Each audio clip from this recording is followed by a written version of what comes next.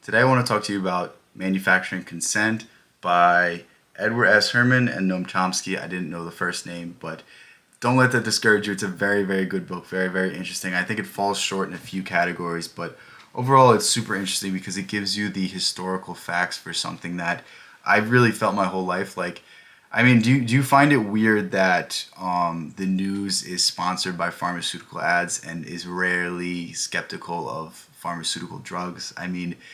Just look up the Tuskegee experiment, and that alone should tell you, like, all right, maybe these people don't have the best interest of the people in mind. And basically, what the first part of manufacturing consent is about is that how these large media corporations own a lot of different things and they don't want to hurt their bottom line, so they won't give you exactly the true facts. Like maybe they give you 90% of the facts, but it's always going to be spun in a way to benefit the bottom line. It's always going to be said in a way that is less abrasive, that is more catered to their interests. Think of like how a person that has an HR job talks to you. Do they talk to you like a real human being, or they talk to you like an AI chatbot? It's that idea. It's like it's always going to be synthesized. It's always going to be homogenized. It's always going to be said in a way that is inoffensive, that dresses it up as good as possible, but it doesn't hit at the real reality of things. And I think this is a much deeper conversation than can really ever be stated. I think it's something that really needs to be brought to the forefront. Like, think of what the discussion is on the left or right. Are anything to do with how there's three massive hedge funds that basically control more wealth than the U.S. GDP, and yet they don't they use your money to privatize their profits, and then they get lower interest rates so they can go up and buy all the homes, make everyone rent, like you know what I mean? It's like when large banks, large corporations can access money at a cheaper rate than you the consumer will lose in the long run. And that's what's happening, but there's no discussion about this in the news. There's no such thing as actual news. It's just, who's playing in sports, or who's in office. Like, it's just it hyper fixates on two or three issues to get you sensationalized about things that don't matter, and the things that really matter, that really harm every single individual, not left versus right. Every single individual is harmed by this, yet we focus on these hypersensitized issues. And,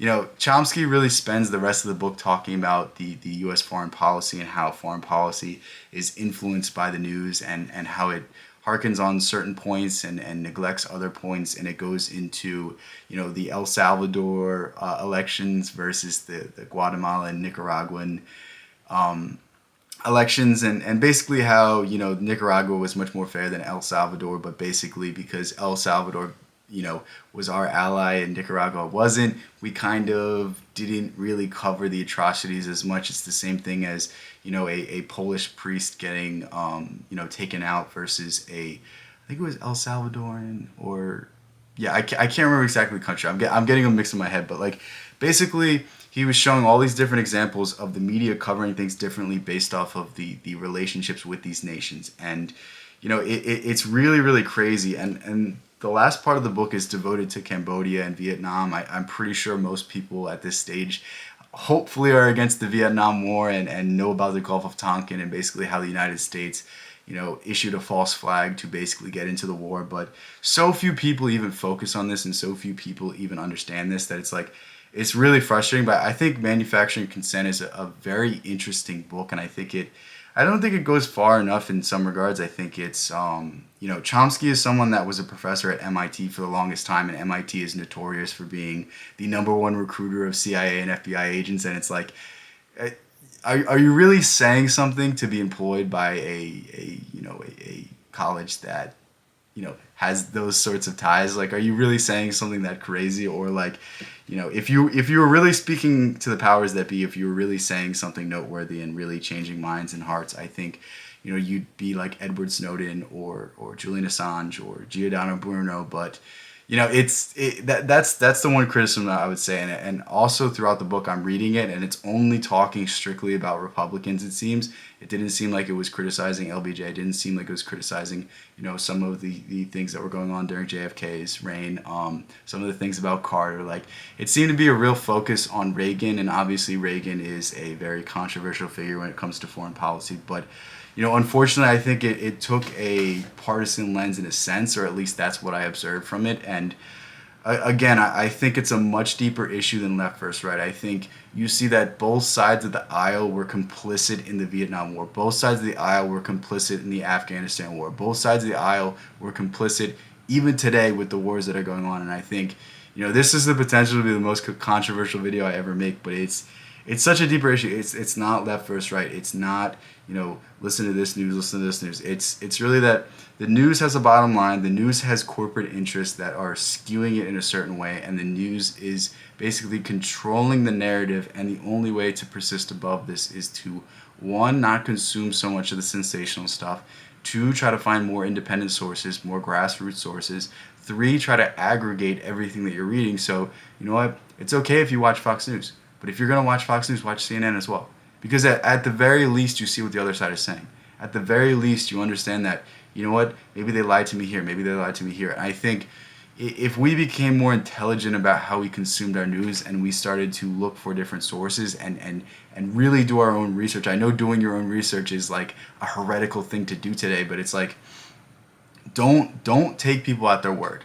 Don't take people with large media conglomerates behind them pushing a certain narrative. Don't purely go off that. Don't repeat what they say. Like, why don't you go read the news? Why don't you go read a book? Why don't you go read a million different articles, and then you can begin speaking about the issue? But I feel like today there's so many people that just hear the narrative that is being pushed, so many people that just hear the one thing that is being said, and they just blindly repeat it, and if you say anything to the contrary, then it's shut down. I need you to understand that free speech is the ability to be uncomfortable, the ability to say things that are unpopular. That is the heart of free speech. It's not about saying obscenities.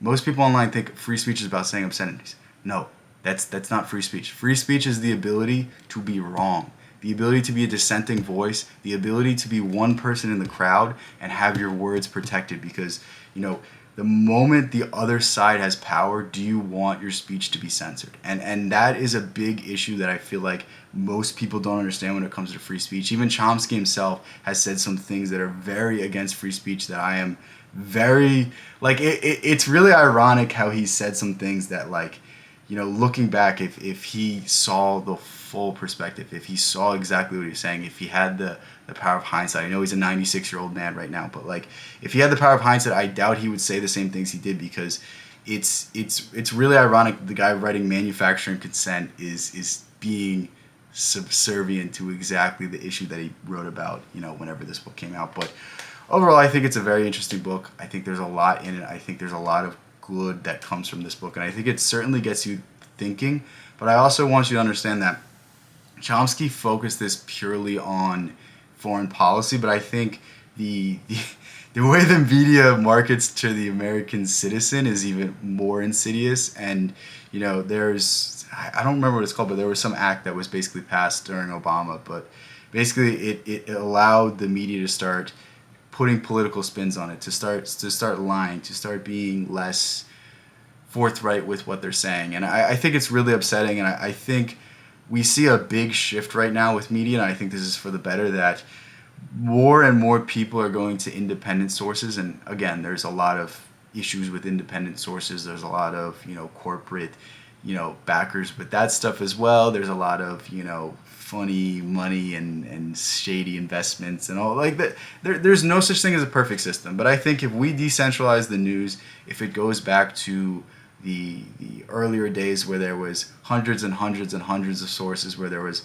a lot of different people saying a lot of different things, then I think we can better aggregate the things that are being pushed. I think there's going to be less narrative control. I think there's going to be less manipulation. I think people are going to be more informed and more intelligent. I think this is a Mark Twain quote.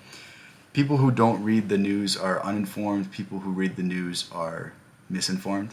And I think that holds very, very true. And overall, I think there's been too much focus on what's going on in the world. I think too many people are up in arms about a war or this or that that's happening halfway across the world. And what I want you to understand is, like, these things don't matter as much as you think they do. Obviously, there's people that are suffering, but all you can do is affect your community. All you can do is raise awareness. And if it's coming at the expense of your own life, please log off. Please, go outside. I feel like people have become too in the weeds of things with politics. People have become too obsessed with politics and have made it their personality. And one, it's made people extremely boring, and two, it's made people extremely unhappy. So it's like, it's not bad to be politically informed, but it's bad for that to be everything about your life. So I really urge you to, kind of remove yourself from the situation, kind of see beyond the partisan aspects of it. Don't allow it to become your religion. Don't allow it to become your personality. And